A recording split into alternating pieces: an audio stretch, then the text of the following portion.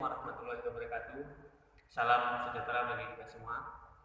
Saya Alwan Santoso, NIM 1061800228. Alhamdulillah sekarang sedang mengenyam pendidikan di Universitas Islam Negeri Sultan Taha Saifuddin Jambi pada jurusan Hukum Tata Negara.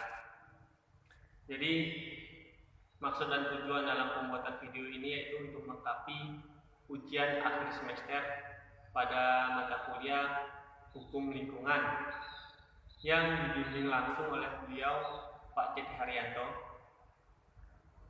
Langsung memasuki soal yang pertama, yaitu sebutkan aspek-aspek hukum lingkungan dan ekosistem. Jadi dalam aspek-aspek hukum lingkungan itu ada namanya aspek penataan, aspek yang bersifat berkelanjutan, ada juga nama aspek pemanfaatan.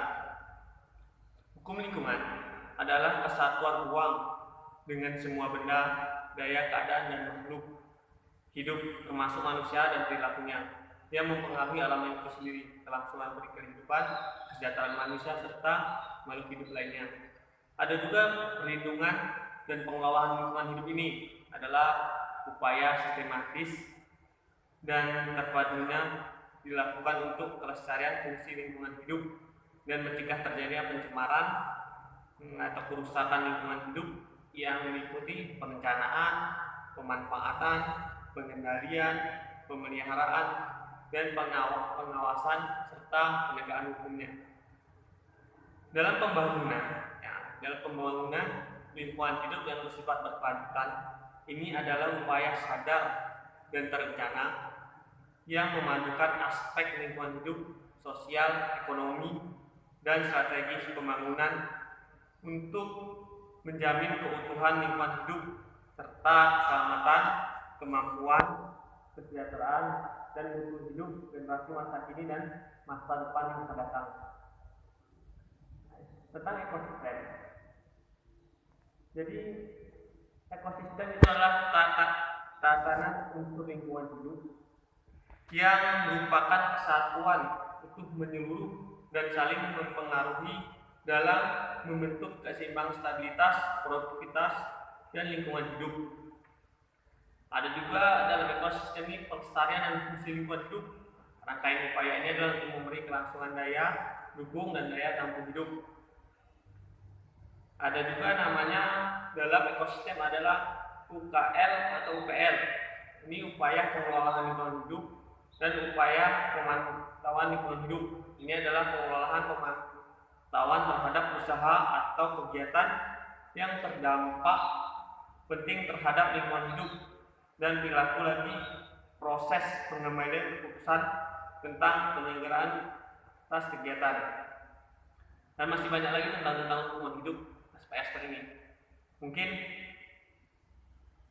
bisa dikata juga dengan tanggung jawab negara, ada juga dengan aspek kelestarian dan berkelanjutan, aspek kerasasian dan keseimbangan, aspek keterpaduan, manfaat, kehati-hatian, keadilan, ekoregion, dan sebagainya lagi.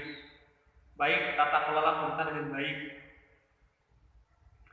Memasuki soal yang kedua, ini mengenai dampak plastik yang terjadi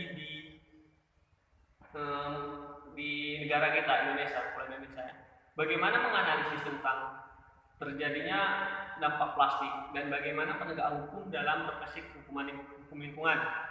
Jadi dampak dari limbah plastik ini banyak sekali dampak terhadap makhluk hidup yang ada di laut maupun terdampak pada manusia itu sendiri.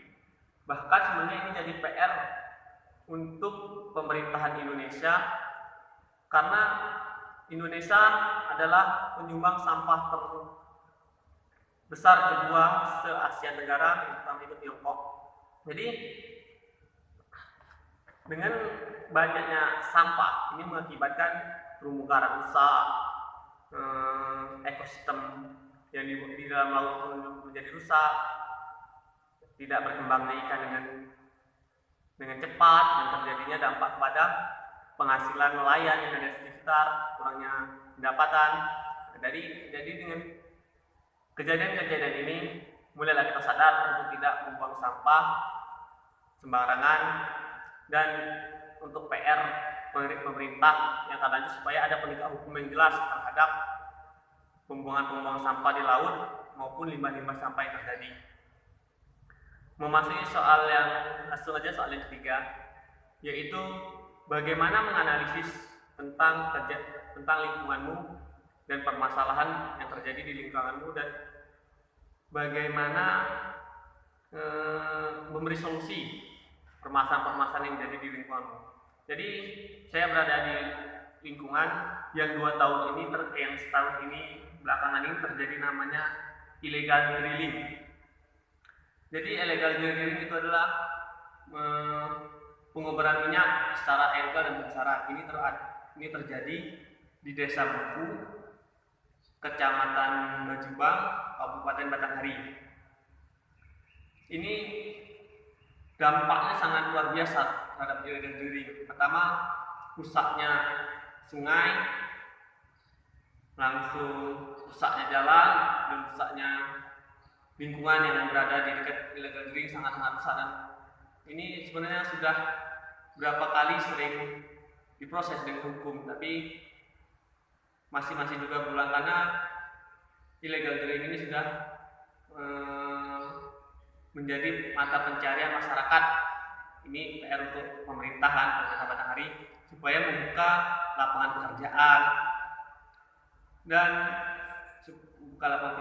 mensosialisasi, dan supaya tidak lagi melakukan illegal drilling. Nah, mungkin sekian dari saya, lebih kurangnya saya minta maaf. Semoga bermanfaat. Wassalamualaikum warahmatullahi wabarakatuh.